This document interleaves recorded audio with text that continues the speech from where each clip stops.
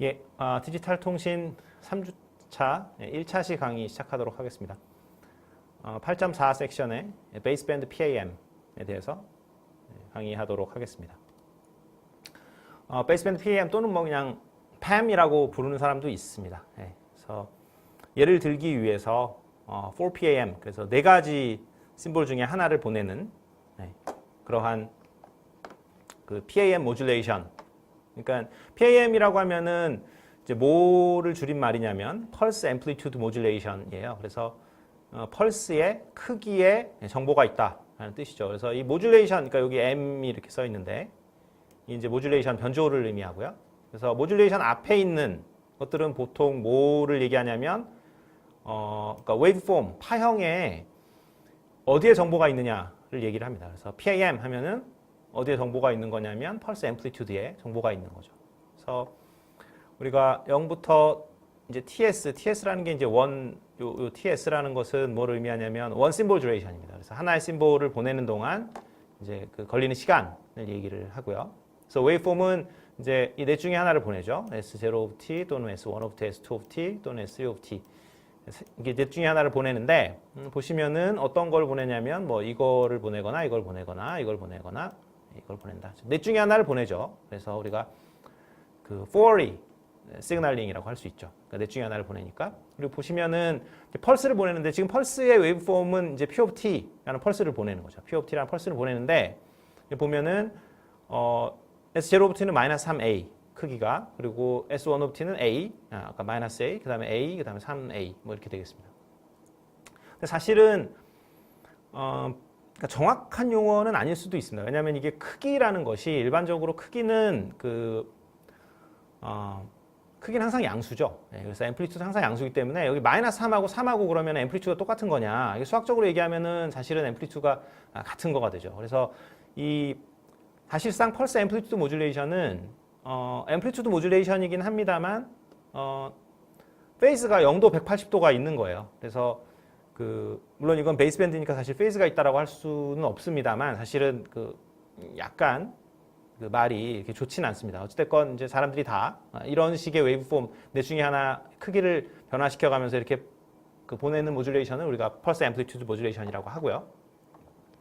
자, 어쨌거나 P of T라는 펄스는 중심 주파수가 0인, 그러니까 중심 주파수가 0이기 때문에 우리가 베이스밴드라고 부르는 거죠. 그리고 P of T의 에너지는 이제 이렇게 계산하면 되겠죠. P of T를 우리가 뭘로 보면 됩니까? 이게 전압이라고 생각을 하면, 그리고 이제 뭐 오래전에 배운 거긴 합니다만 이걸 전압이라고 생각을 하고 우리가 저항은 그냥 1옴을 가정을 한다 그랬죠. 그러면은 P of T, 그러니까 P 제곱 오브 T가 뭐가 되냐면은 전압의 제곱이니까 당연히 순간 파워가 되는 거고요. 순간 파워를 시간 동안 이제 적분을 하게 되면은 에너지가 되죠. 여기서 T는 이제 캐피탈 T, 그 대문자 T가 있는데 이거 정확하게 얘기하면 지금 TS가 맞는 노테이션이 되겠습니다. TS. 그래서 우리가 TS가 원 심볼 듀레이션을 의미하고요. 펄스 앰플리튜드 그러니까 4PAM은 M이 4이므로 이제 심볼 하나를 보낼 때 우리가 2비트 정보를 보내는 거죠. 그러니까 넷 중에 하나를 보낸다라는 게 이제 비트로 얘기하면은 뭐 00을 보내냐, 01을 보내냐, 10을 보내냐, 11을 보내냐라고 생각을 할 수가 있겠죠. 그래서 원 심볼 에너지는 그러니까 빛 에너지의 2배가 된다고 할 수 있고요. 그다음에 그러니까 원 심볼을 보내는 동안 결국은 그거는 2비트를 보내는 듀레이션이랑 똑같다라고 해서 TS는 2 곱하기 TB가 되겠죠. TB는 여기서 의미하는 바는 이제 빛 하나를 보내는데 걸리는 시간이 되겠습니다. 베이스밴드 4PAM의 심볼 에너지를 일단 살펴보면요. 심볼 에너지는 이 S0 of T의 이 놈 스퀘어가 얘기하는 바가 지금 S0 of T가 가진 에너지를 의미하죠. 그래서 각각의 심볼을 보낼 확률이 4분의 1로 똑같다라고 하면은 이 심볼 에너지들을 전부 다 합쳐가지고 4분의 1로 나눠주면은 이 심볼 에너지 사실은 이게 평균 심볼 에너지입니다. 그냥 심볼 에너지가 아니고 평균 심볼 에너지겠죠. 여기 S0 of T의 놈의 스퀘어 한 것이 뭐냐면은 S0 of T를 보낼 때의 에너지. 그래서 이렇게 평균을 구해 보면은 5 곱하기 A 제곱에 뭐 EP 뭐 이런 식으로 우리가 4PAM 하나의 심볼을 보낼 때 전송되는 평균 에너지가 나오고 있습니다. 그러니까 여기 보시다시피 여기 보면 S0 of t를 보낼 때는 굉장히 에너지가 많이 사용되고 S1 of t를 보낼 때는 에너지가 그것의 9분의 1밖에 사용이 안 되죠. 그래서 어쩔 때는 굉장히 많은 에너지를 보내고 어쩔 때는 이제 그 에너지를 이제 적게 보내는 그러한 모듈레이션이 되겠습니다. PAM의 경우에. 그래서 비트 에너지를 구하려면은 비트는 아까 말씀드렸듯이 지금 4PAM의 경우에는 어떻게 됩니까? 원 심볼이 2비트에 해당되죠. 그러니까 2로 나눠주면 여기 2.5 A제곱 EP가 나올 거고요. 베이스밴드 4PAM 그 모듈레이션의 시그널 스페이스는 당연히 이 C 곱하기 P of T를 다 모아놓은 게 되겠죠. 왜냐하면은 지금 모듈레이션 웨이브 폼이 이렇게 넷 중에 하나니까요. 이것들 간의 리니어 컨비네이션을 아무리 해봐야 나올 수 있는 거는 사실은 이러한 형태의 웨이브 폼밖에 안 나오죠. 그래서 시그널 스페이스가 이거밖에 없고, 그래서 시그널 스페이스의 그 오소노멀 베이시스는 사실은 이거밖에 없습니다. 물론 오소고널리티는 체크할 필요가 없고요. 왜냐하면 수직인 걸 체크할 필요가 없죠. 왜냐하면 이게 하나밖에 필요하지 않으니까. 그런데 이제 P of T의 에너지는 EP니까 그것에 놈으로 나눠주면은 그 오소노멀 베이시스는 이렇게 표현이 되겠습니다. 그러니까 P of T 나누기 루트 EP 이렇게. 그래서 우리가 무슨 얘기를 할 수 있냐면은 그 시그널 스페이스의 지금 베이시스가 하나의 벡터로만 이루어져 있으니까 4PAM이라는 모듈레이션은 이제 1차원 모듈레이션이 되겠습니다. 차원이 하나 1차원 모듈레이션이 되겠죠.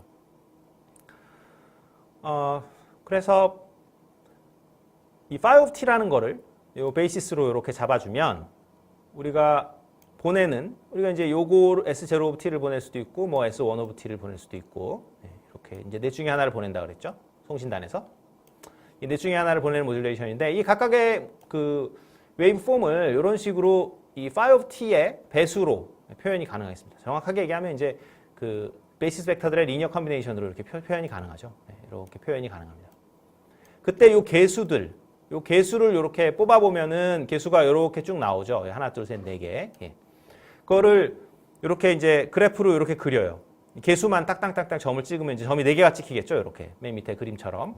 그것을 우리가 뭐라 그러냐면 신호 성상도라고 얘기합니다. 그래서 영어로 시그널 컨스텔레이션이라고 하고 뭐 다른 말로는 뭐 시그널 스페이스 다이어그램이라는 말도 씁니다. 그래서 뭐 시그널 컨스텔레이션이라고 하시던지 아니면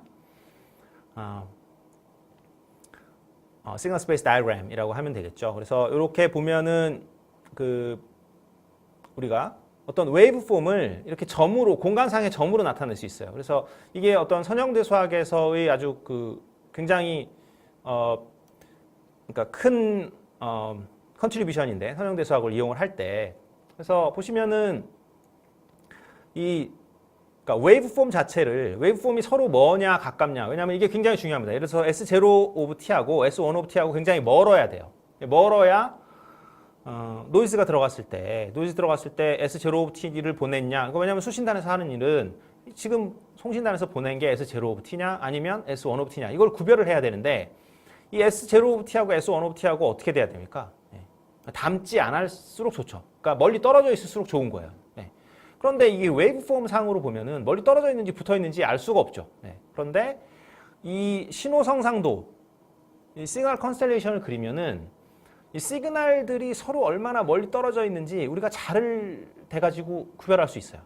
그러니까 그 멀리 떨어져 있느냐 가깝느냐가 바로 보이죠. 그래서 우리가 어떤 모듈레이션을 사용을 해야 되느냐가 아주 직관적으로 보이게 됩니다. 그래서 송신단 디자인을 할 때 어떤 모듈레이션을 사용을 해야 되느냐 이게 이제 당연히 고민이 될 텐데 그런 고민이 있을 때 바로 이제 정답을 얘기할 수 있는 거죠. 지금 이 신호와 신호 사이가 거리가 너무 가까우니까 이 모듈레이션을 사용할 수가 없다 라든가 이런 것들을 각각의 시그널 컨스텔레이션을 보고 너무 시그널 컨스텔레이션의 점들이 너무 붙어 있다거나 하면은 그 모듈레이션은 노이즈에 취약합니다.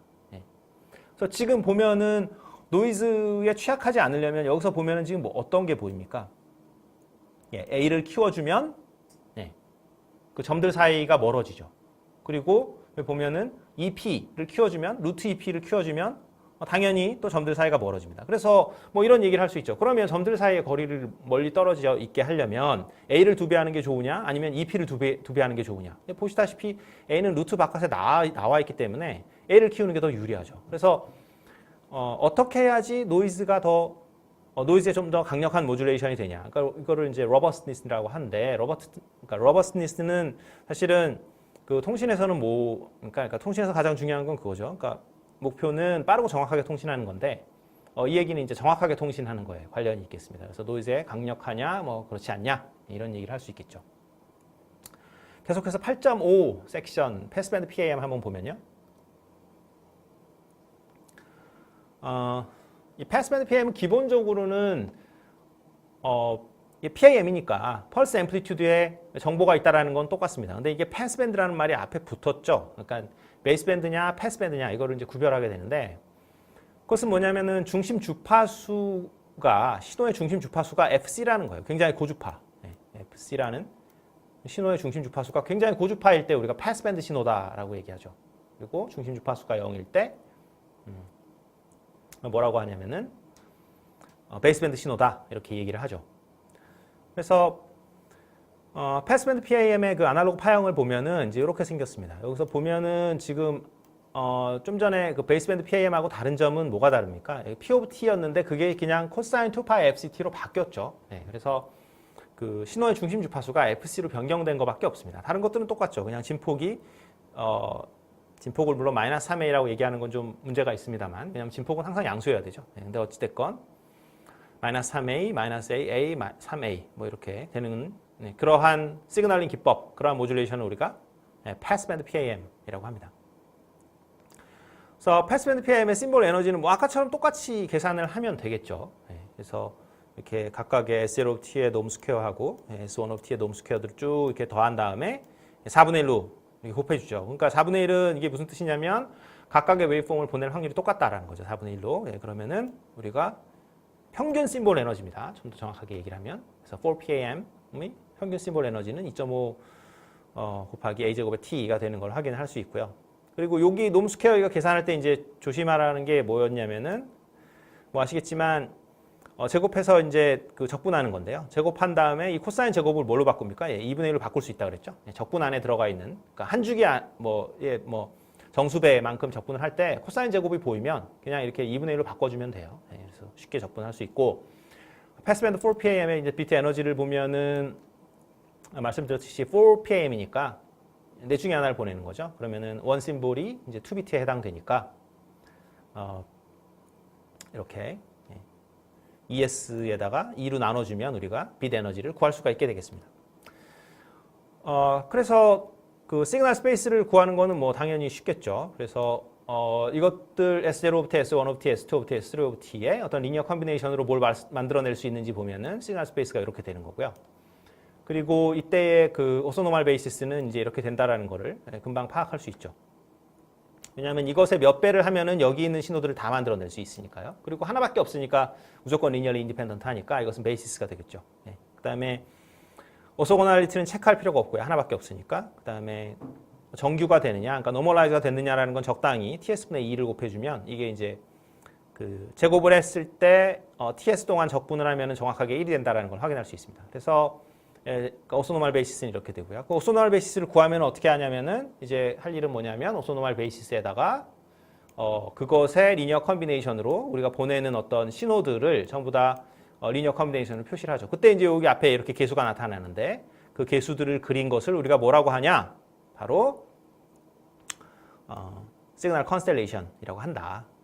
그래서 시그널 컨스텔레이션을 그려볼 수가 있습니다. 그런데 이제 많은 경우에 우리가 다른 모듈레이션하고 비교를 해야 되기 때문에 그냥 이렇게 그리고 끝나는 게 아니라 다른 모듈레이션들은 A라는 파라미터가 없을 수도 있잖아요. 그래서 ES라는 그 하나의 심볼을 보내는 평균 에너지, 그 ES의 함수로 이렇게 다시 그려요.